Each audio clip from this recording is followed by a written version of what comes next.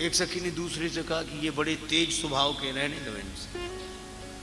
शत्रुघ्न जी से कहा, शत्रुघ्न जी से कि आप देवी जी की पूजा करो। सखियों को भरोसा था ये मौन रहते हैं, पर शत्रुघ्न जी ने मौन तोड़ा और बोले क्या बात है? बोले ये देवी जी की पूजा कर। शत्रुघ्न जी बोले कि देवी जी कहाँ की? बोले देवी जी तो मिथिला की है, जनकपुर की। और शत्रुघ्न जी बोले आज हम पूजा कर देंगे, रोज कौन करेगा? ये कोई बात हुई कि देवी जनकपुर की और पुजारी अयोध्या से आए? तो जहां की देवी वहीं का पुजारी ढूंढ लो। का है खुद परेशान, दूसरे को परेशान कर रहे। दूसरी सखी बोली कि ये तो चुप ही रहते तो ही अच्छा था। पर दूर बैठे थे भरत जी। भरत स्वभाव सुशीतलताई, सदा एक रस वरन न जाई। भरत जी से कहा आप पूजा करें तो दूल्हे का मंगल होता है, कुल देवी हैं ये। भरत जी को लगा कि मूल रूप से तो दूल्हा श्री राम जी ही हैं और राम जी का मंगल हो वह कार्य तो हम करना ही चाहिए। सखियों ने कहा चलिए पूजा कीजिए। भरत जी आए, पुष्प अक्षत रोली चंदन षोडशोपचार से पूजा हुई। दीपदान नैवेद्य वेद विधि। कहा कि प्रणाम करो। अब भरत जी का प्रणाम। भूतल परे लकुटी की नाई। और जैसे ही भरत जी पूजा के लिए चले तो लक्ष्मण जी को बड़ा अटपटा लगा। राम जी से बोले कि भैया देखा, वो भरत भैया देखो पूजा के लिए चल दिए और उनकी बातों में आ गए, मिथिला की देवियों की बातों में आ गए, पूजा के लिए जा रहे हैं। राम जी बोले लक्ष्मण भरत साधु हैं। लक्ष्मण जी बोले सो तो हम भी जानते हैं, लेकिन इतना तो ख्याल रखना चाहिए कि ससुराल है, पूरी साधुता यहीं दिखानी है इन्हें। राम जी बोले कोई बात नहीं। उधर सखियों ने कहा पूजा पूरी हुई, अब प्रणाम करो। और भरत जी जैसे ही भूतल परे लकुटी की नाई तो सखियों ने खिलखिलाहट के साथ पर्दा हटा दिया और ताली बजाने लगी। देखो देखो देखो किसे प्रणाम कर रहे हो, किसे प्रणाम कर रहे हो। भरत जी ने जो आंख उठाकर देखा तो देवी जी की मूर्ति तो नहीं, राम जी की जूतियां हैं। सभी तो हंसने लगे, पर भरत जी के तो आंखों में प्रेमाश्रु भर आए, आंसू बरसने लगे। बार बार प्रणाम करने लगे, बार बार प्रणाम करने लगे। सखियों को लगा ये बार बार प्रणाम क्यों कर रहे हो? भरत जी बोले कि देवी हो हम तो तुम्हें भी प्रणाम करेंगे, क्योंकि तुम भी मेरे लिए पूज्य हो, इसलिए क्योंकि तुमने बता दिया कि मेरा सच्चा आधार कौन है। राम जी की पनही मोरे शरण, राम ही की पनही। और मानो संकेत था कि एक दिन राम जी भी मुझे 14 वर्ष के लिए छोड़कर चले जाएंगे, तब तब राम जी की इन्हीं पादुकाओं के सहारे मैं रह लूंगा।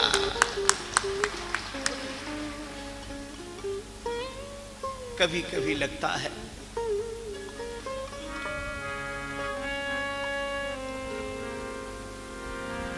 चाहो नहीं कुबेर कोश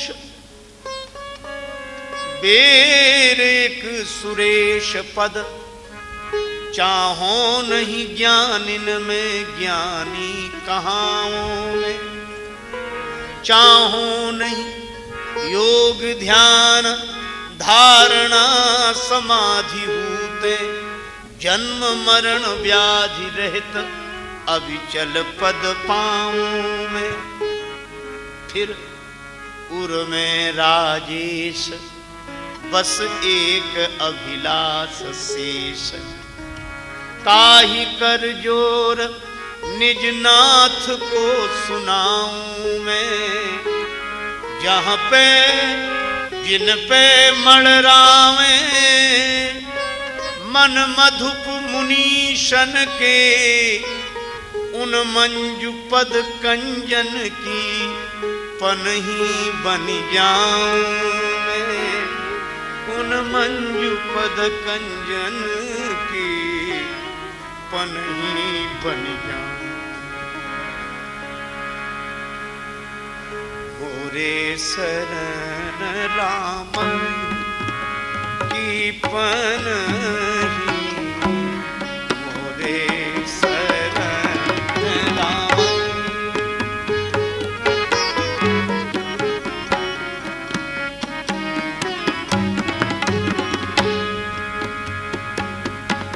आहा, उन भाव मूर्ति भरत को, जिनका प्रेम कभी कभी झलक के रूप में दिखाई पड़ता था, उस प्रेम को पूर्ण रूप से प्रकट करना था भगवान श्री राम को। सिंधु ने सिंधु का मंथन किया, प्रेम सिंधु भरत का मंथन शील सिंधु श्री राम, कृपा सिंधु श्री राम जी ने। प्रेमामीय मंदर विरह भरत पयोधि गंभीर, मथि प्रगट्यु सुर साधु हित कृपा सिंधु रघुवीर। भरत रूपी समुद्र का मंथन हुआ, विरह के मंदराचल से जब मथा गया तो समुद्र का मंथन जब जब हुआ है अमृत पाने के लिए, तब तब विष पहले निकल आया है। और वह विष भगवान शिव ने पिया और अमृत देवताओं ने पिया। एक अद्भुत बात है, अमृत पीने वाले तो देव रह गए और जहर पीने वाले महादेव हो गए। क्यों? अरे अनुकूलता का अमृत पीकर तो कोई भी सुखी रह सकता है, प्रसन्न हो सकता है, लेकिन मुस्कुराकर जिसको गम का जहर पीना आ गया, और ये हकीकत है जहां में उसको जीना आ गया।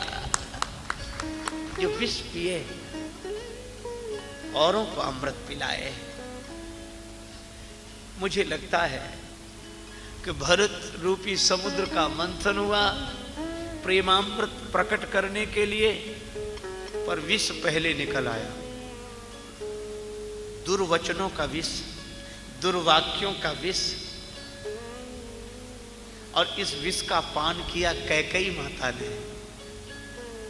बर मांगत मन भई नहीं पीरा, गरिन जी है मुंह परे न कीरा। भूप प्रतीत तोरि किमि कीन्ही, मरण काल विधि मति हर लीनी। और कभी कभी तो मुझे लगता है कि अगर कैकेयी माता ने यह गरल पान न किया होता तो सारे समाज को राम प्रेम का अमृत कहां मिलता। स्वयं गरल का पान किया पर जग को अमीय पिलाया। ऐसी मां कैकेयी की महिमा जग ही जान न पाया। कैकेयी जी से भरत जी ने कह दिया, तुम मेरी मां नहीं हो। तजो पिता प्रहलाद विभीषण बंधु भरत महतारी। और यहां तक कि कैकेयी जबलों जियत रही, तबलों बात मातु सो मुंह भरी भरत न भूल कही। जब तक कैकेयी माता जीवित रही, भरत ने कभी मां नहीं कहा। ऐसे श्री भरत। लेकिन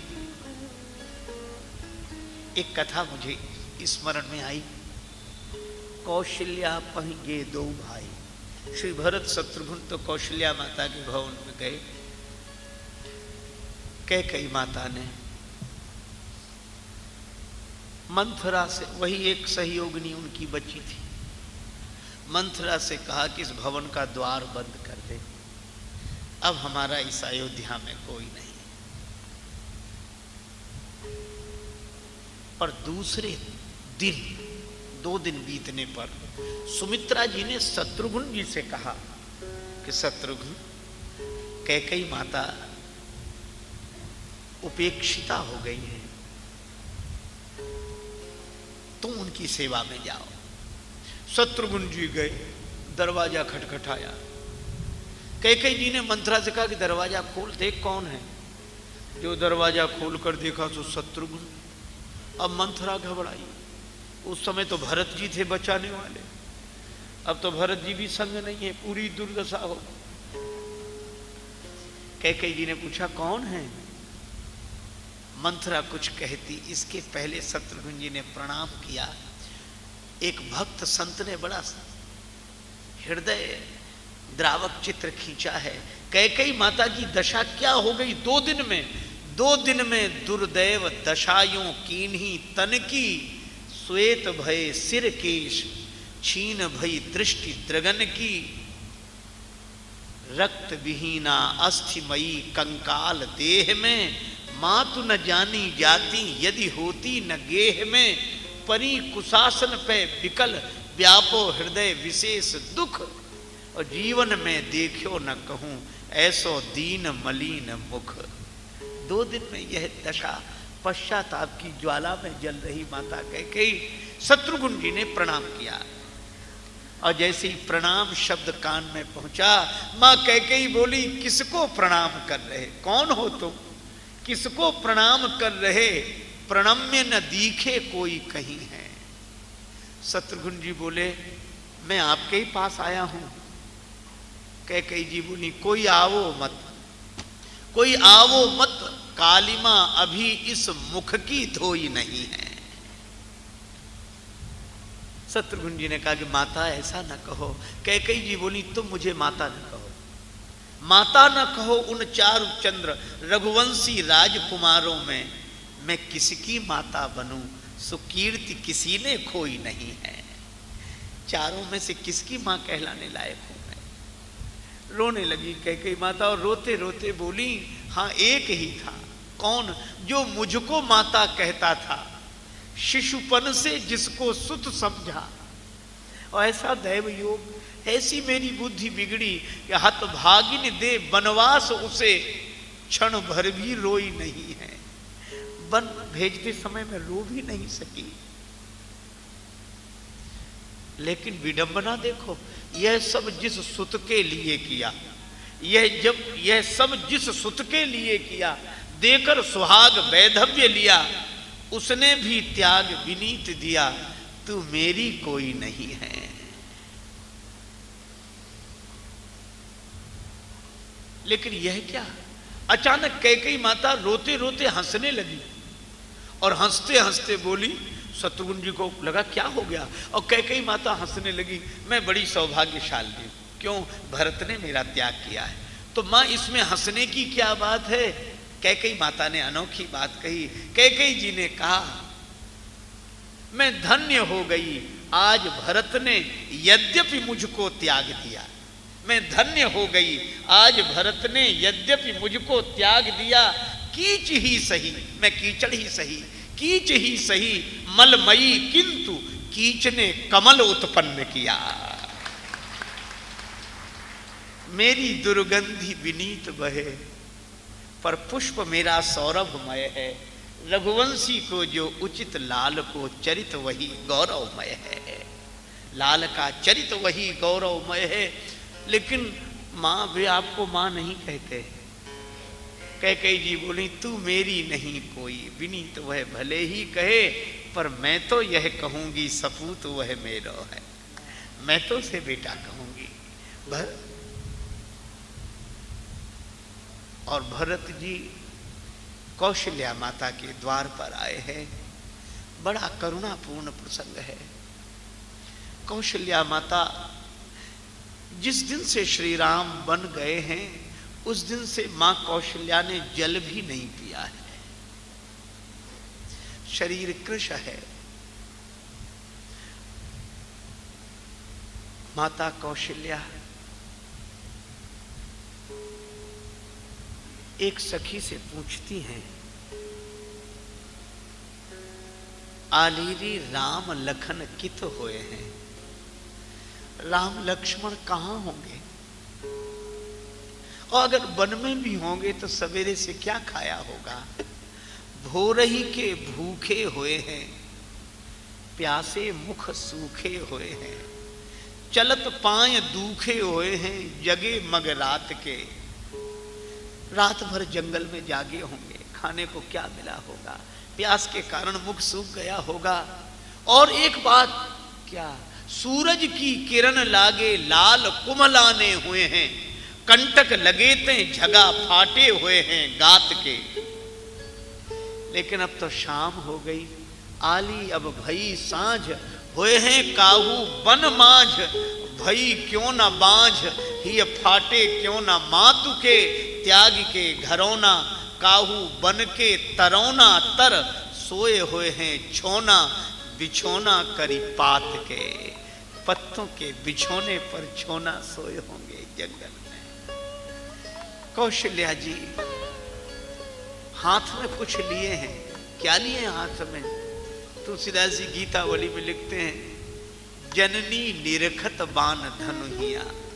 राम जी के बचपन के खिलौने धनुष बाण को कौशल्या जी देख रही हैं और बार बार उर नैन नीलावत प्रभुजू की ललित पनहिया।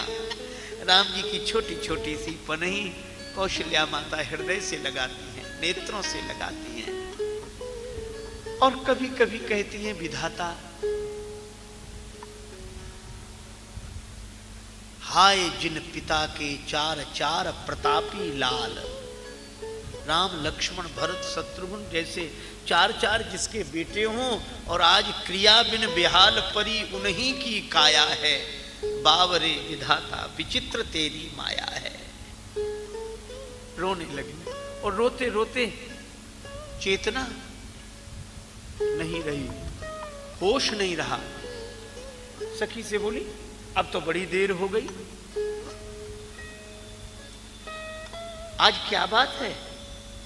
मेरी पुत्र वधुएं श्री सीता को आगे करके मुझसे आशीर्वाद लेने नहीं आई। सी आगे करी लेन आशीष न आई सुत वधुएं। सखी रोने लगी। वे यहां हैं कहां जो आती? नहीं समझा देना, यहां तो आना चाहिए, ये परंपरा है, इसका त्याग नहीं करना चाहिए। सखी रोने लगी, किन्हें समझाऊं? सीता जी को समझाओ, सबको लेकर आए मुझसे प्रणाम करने, लेकिन वे यहाँ कहाँ हैं? कहाँ हैं? वन में। और जो वन सुना रोने लगी। कौशल्या माता रोने लगी। सवेरा फिर भी होगा, लेकिन इस आंगन में को अब प्रात कलेऊ मांगत रूठी चले गो माई। माता अत्यंत व्यथित हैं। उसी समय श्री भरत कौशल्या माता के भवन के द्वार पर पहुंचे। आवाज सुनाई पड़ी, पति विहीना पूतहीना मातुरी तुम हो कहाँ। आ गया घर का वही षड्यंत्रकारी खल यहाँ।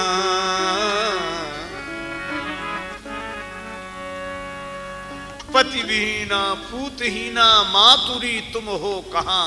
आ गया घर का वही षड्यंत्रकारी खल यहाँ। भरत जी की आवाज माता के कान में पड़ी। तुलसीदास जी लिखते, भरत ही देखी मातु उठी धाई। भरत ही देखी मातु उठी धाई। भरत को देखकर माता दौड़ पड़ी, लेकिन मन में उत्साह है भरत को तुरंत हृदय से लगा लेने का, पर तन तो उस लायक नहीं है, इसलिए चक्कर आ गया, गिर गई। मूर्छित अवनी परिझैयाई। मूर्छित अवनी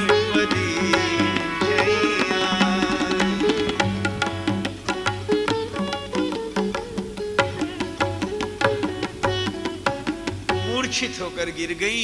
भरत जी बोले, माँ तुमने मूर्छा में आंख बंद नहीं की, अच्छा किया जो आंख बंद कर ली।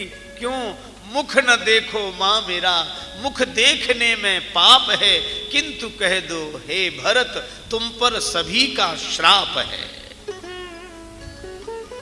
पर माँ कौशल्या ने भरत के मुंह पर हाथ रख दिया। भरत ऐसा न कहो, ओ भरत बेटा न तुझ में द्वेष की दुर्गंध है। साक्षिणी मैं हूं, मुझे उस राम की सौगंध है। भरत तुम में द्वेष की दुर्गंध नहीं हो सकती, मैं राम की सौगंध करके कहती हूं। लेकिन एक बात है बेटा, क्या? मेरी गोद में आ जा। गोद में आ जा। हो रही संताप से संतप्त मेरी आत्मा, आज जुड़ा दे भानुकुल के निष्कलंकी चंद्रमा।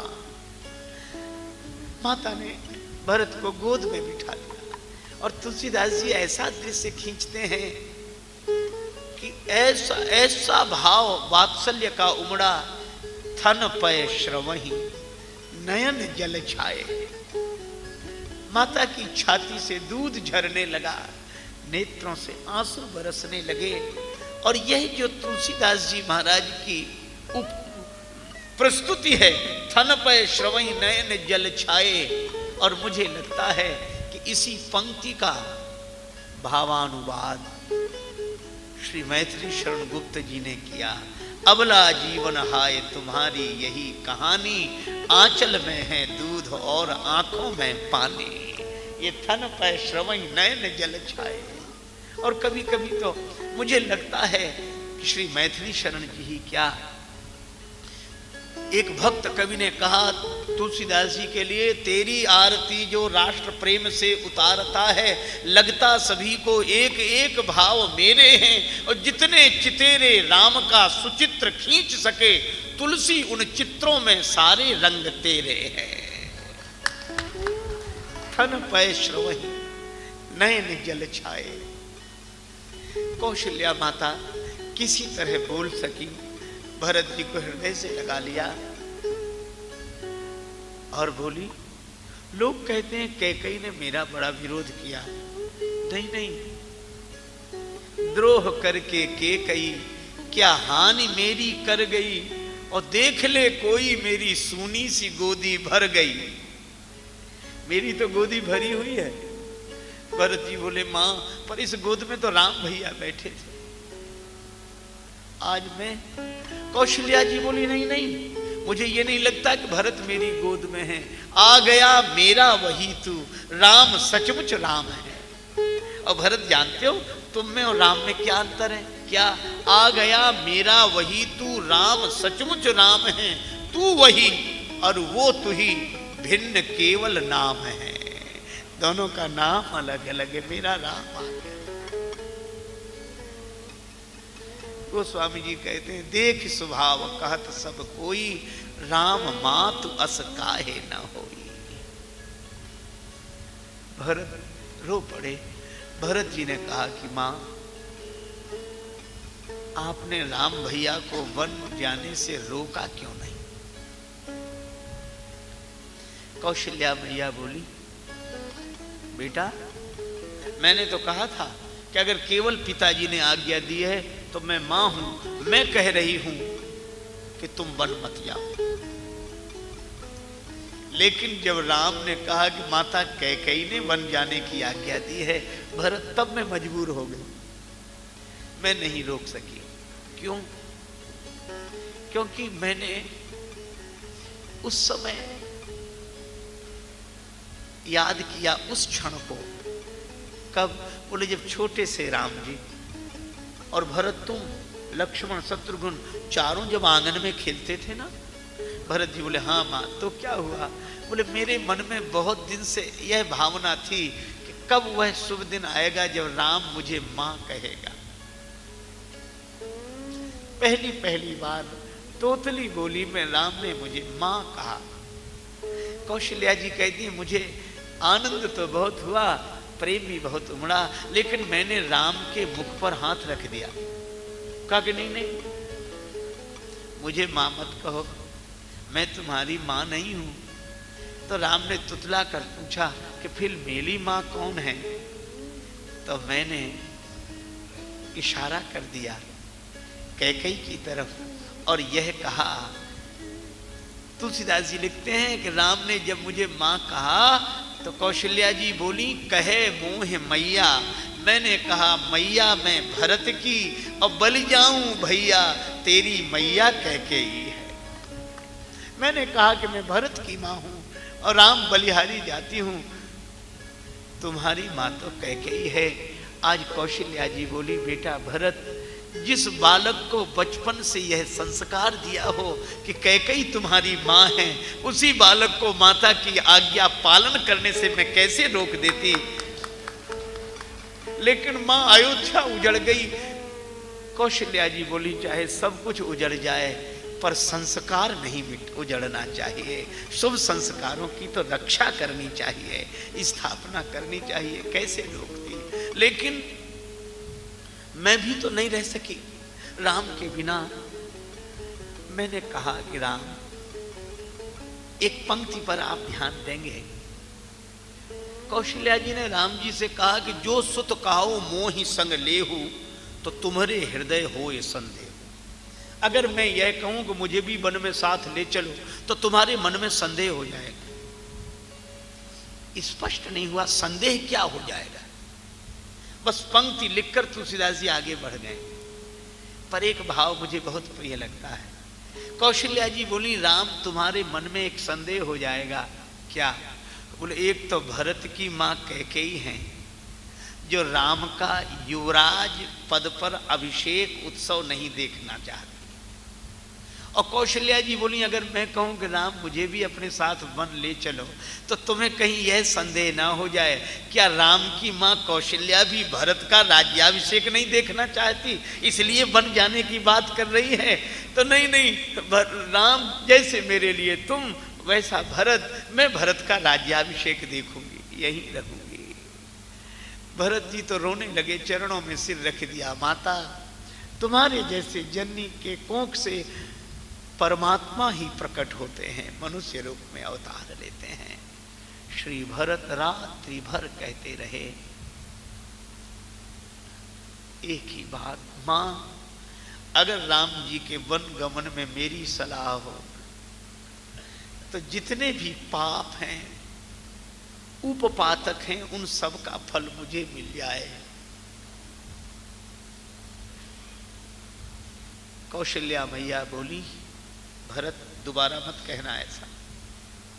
एक बात याद रखो, चंद्रमा में चाहे आग पैदा हो जाए, चंद्रमा में अग्नि प्रकट हो जाए, लेकिन भरत तुम राम के विरुद्ध नहीं हो सकते। सवेरा हुआ, गुरुदेव वशिष्ठ आए। भरत को देखकर तो गुरुदेव वशिष्ठ भी रोने लगे। बिलखि कही मुनिनाथ, सुनऊ भरत भावी प्रबल, बिलखि कही मुनिनाथ, हानि लाभ जीवन मरण जस अपजस विधि हाथ। महाराज दशरथ का अंतिम संस्कार होने जा रहा था। माताएं सब सती होने के लिए आगे बढ़ी।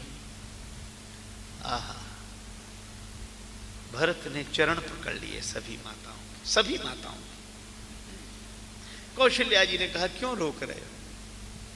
भरत जी ने कहा कि मां, पिताजी का मनोरथ था श्री राम जी को राज्य पद पर बैठे हुए देखने का, लेकिन उनकी वे आंखें यह दृश्य नहीं देख सकी, तो वे आपकी आंखों से तो वे दृश्य देखें। अपना मनोरथ देख पाए न पूज्य पिता, उनका मनोरथ मां किसको दिखाऊंगा? और इतने पर भी न मानोगी कहना यदि मेरी मात, तो तुमसे प्रथम साथ में पिता के मैं चिता में जल जाऊंगा। गही पद भरत मातु सब राखी, रही रानी दर्शन अभिलाखी। वह दिन बीता। दूसरे दिन आपातकालीन बैठक बुलाई गई। गुरुदेव वशिष्ठ विराजमान हुए, माता कौशल्या और माताएं, मंत्रीगण सब इकट्ठे हुए। गुरु जी ने कहा कि भरत, आहा, तुम्हारे पिता ने तुम्हें राज्य दिया है और पुत्र का धर्म है पिता की आज्ञा का पालन करना, इसलिए इस राज्य पद को स्वीकार करो। हाँ, एक बात है, तुम्हें अगर यह उचित न लगे तो राम जी के आने पर यह पद उन्हें सौंप देना, सेवा करे स्नेह सुभाएं। इसे सुनकर श्री सीताराम जी भी प्रसन्न होंगे और कोई इसे अनुचित नहीं बताएगा। इस पद पर बैठो। माता कौशल्या बोली, बेटा तुम्हें यह बात अच्छी ना भी लगे तो भी पद पर बैठ जाओ, क्योंकि पूत पथ्य गुरु आयसु आहाई। गुरुदेव की आज्ञा पथ्य समझकर स्वीकार करना। मंत्रियों ने भी कहा कीजिए गुरु आयसु अवश्य, कहीं सचिव कर जोर। भरत जी ने सबकी बात सुनी, अंत में बोले गुरुदेव आप बिल्कुल ठीक कह रहे हैं, आप जो उपदेश दे रहे हैं इसका आचरण करने से मेरा भला होगा। क्या क्या भरत जी के गुणों की बात करूं, शील गुण भरत जी का। इसलिए गुरु अवमान दोष नहीं दूसरा, गुरुजनों की बात का मंडन किया, फिर अपना निवेदन किया। इसीलिए तुलसीदास जी कहते हैं कि भरत जी जब बोलते हैं ना तो वचन अमीय जन गोरी, अमृत में डुबाकर वचन बोलते हैं। कई लोग कहते हैं हम तो साफ बोलते हैं, किसी को बुरा लगे चाहे भला, साफ।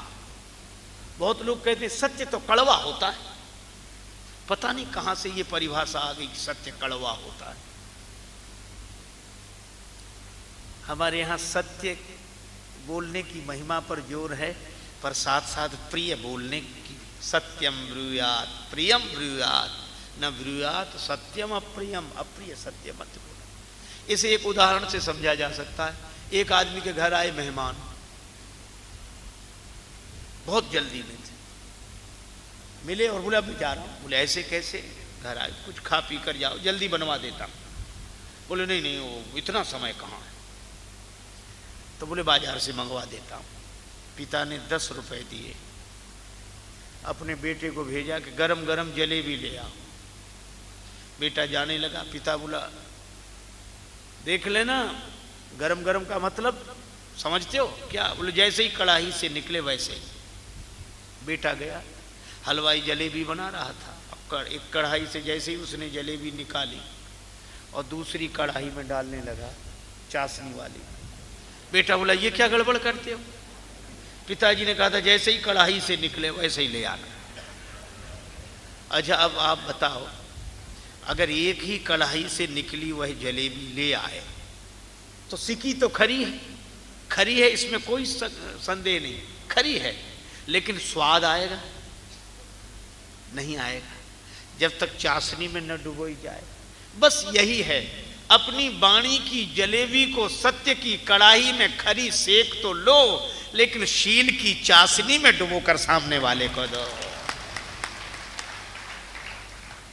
एक कवि ने तो कहा कि परमात्मा ने इस शरीर की संरचना में अस्थि का उपयोग किया है। प्रत्येक अंग में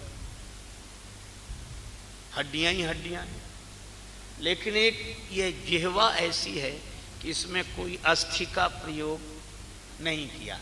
क्यों? उस कवि ने कहा कि कुदरत को ना पसंद थी सख्ती बयान में, कुदरत को ना पसंद है सख्ती बयान में, इसीलिए तो दी नहीं हड्डी जवान में। भरत जी के द्वारा यह उपदेश लेना चाहिए कि अपने से बड़ों की बात का पहले मंडन करो, ऐसे नहीं सुनते ही वो बेचारे बोले नहीं नहीं नहीं ये ऐसा ऐसा नहीं, ये ठीक नहीं, तो हम सुनेंगे नहीं, अब ये कोई बात हुई, अपमान होगा। भरत जी कहते हैं गुरु जी आप ठीक कह रहे हैं, माता जी आप ठीक कह रहे हैं, मंत्रीगण सब ठीक कह रहे हैं। गुरु जी बड़े खुश हो, अब भरत सिंहासन पर बैठे। लेकिन भरत जी ने अत्यंत विनम्रता पूर्वक कहा गुरुदेव मुझे यह पद नहीं चाहिए। गुरु जी अवाक रह गए, बोले यह मेरी व्यथा है। गुरु जी बोले भरत तो क्या तुम दुनिया को यह दिखाना चाहते हो कि तुम पद के लोभी नहीं त्यागी हो, इसलिए यह पद छोड़ रहे हो। धन्य है, श्री प्रेम मूर्ति है। श्री भरत जी तुरंत बोले गुरुदेव मैं तो पद का लोभी हूं इसलिए पद छोड़ रहा हूं। गुरु जी बोले ये अजीब तर्क है, त्यागी लोग पद छोड़ते हैं, लोभी आदमी कहीं पद छोड़ता है। भरत जी बोले गुरुदेव कभी कभी लोभी आदमी भी पद छोड़ देता है। कहा कब? बोले किसी लोभी को बड़ा पद मिल जाए तो छोटा पद छोड़ देता है। तो भरत इस अयोध्या के राज्य पद से भी कोई पद बड़ा है? हाँ गुरु जी। देखे बिनु रघुनाथ पद जिय के जननी न जाय।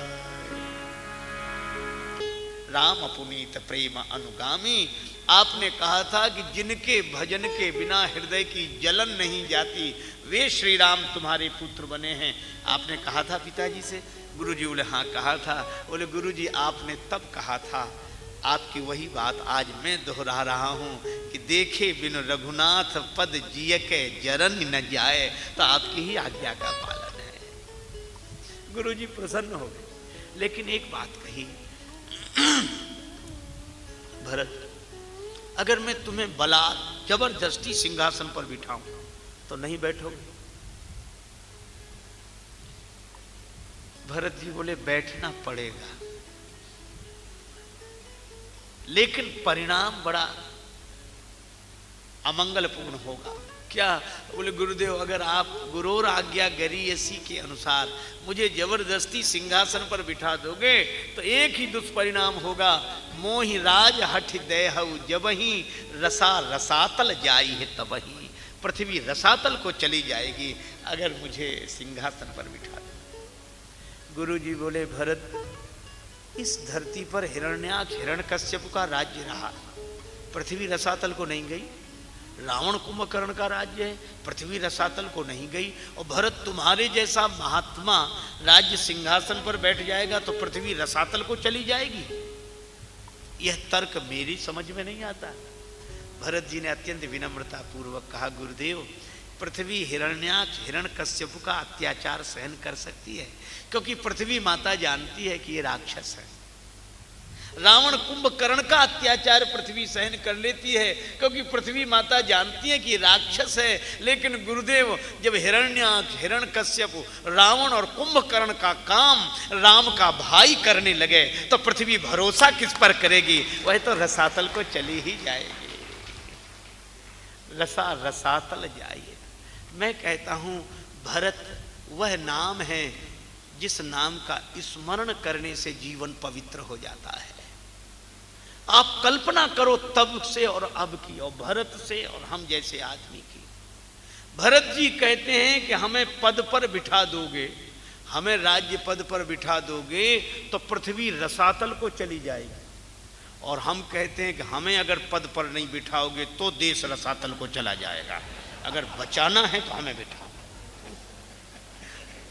भरत जी कहते हैं रसा रसातल जाइए तब वही। और श्री भरत देखो क्या लेने के लिए गए, क्या देखने के लिए गए? देखे बिनु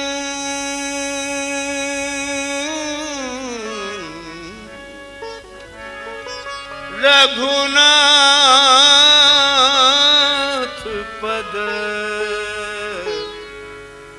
जिय के जरनी न जाए। भज मन राम चरण सुखदाई। भज मन राम चरण सुखदाई। राम चरण सुखदाई।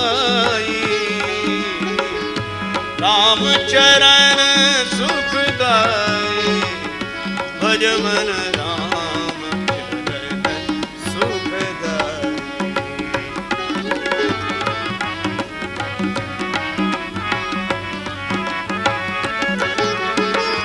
जिन चरणन की चरण पादुका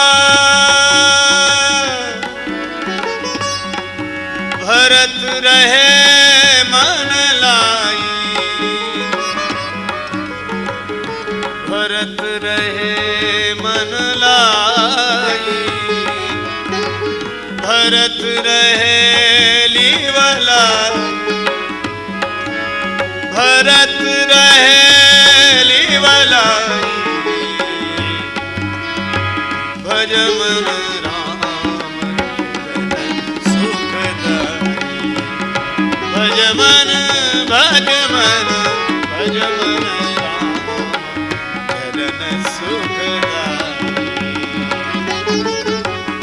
राम चरण सुखदाई भज मन भज मन भज मन भज मन राम चरण सुखदाई।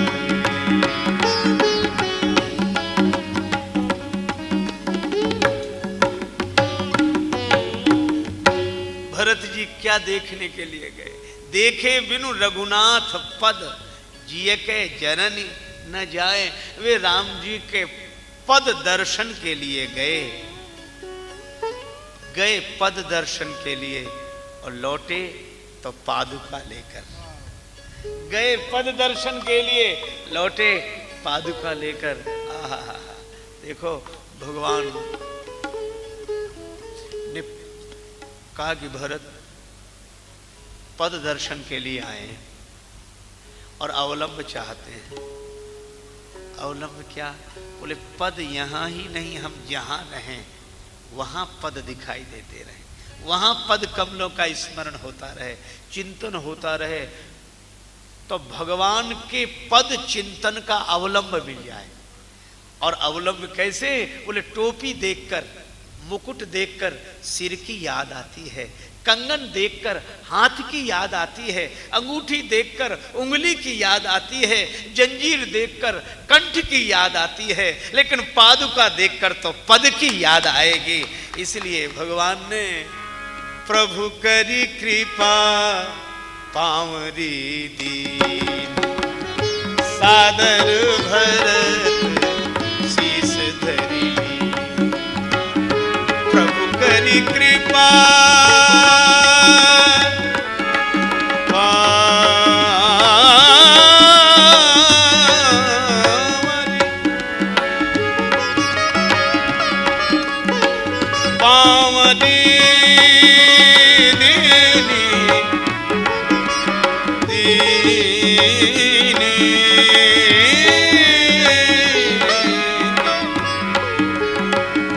सादर भरत शीस धरी। सादर भरत शीस धरी। सादर भरत शीस धरी।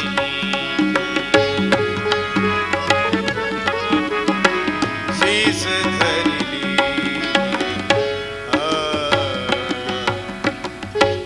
सीताराम सीताराम सीताराम सीताराम।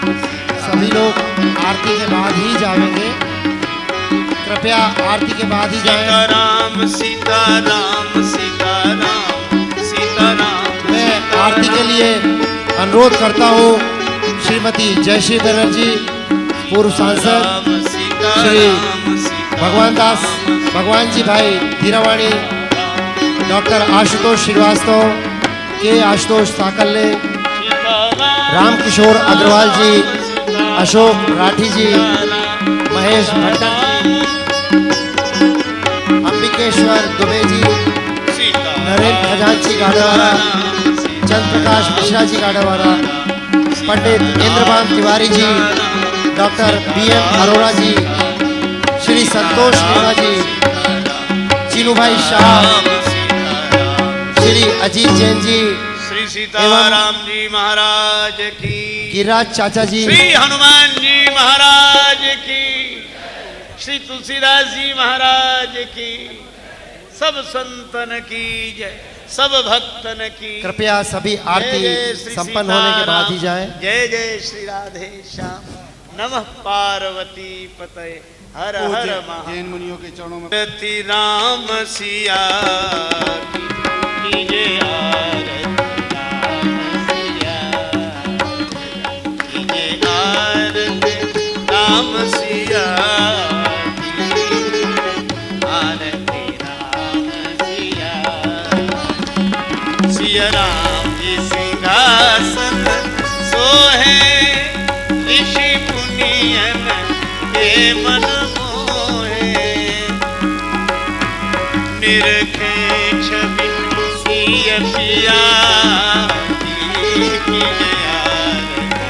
राम सिया की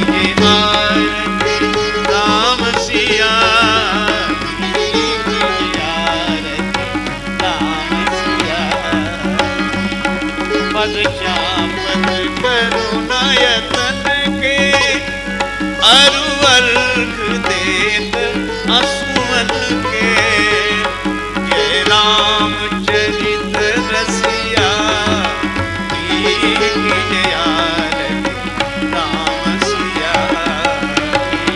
कीजिए आरती राम सिया कीजिए आरती राम सिया।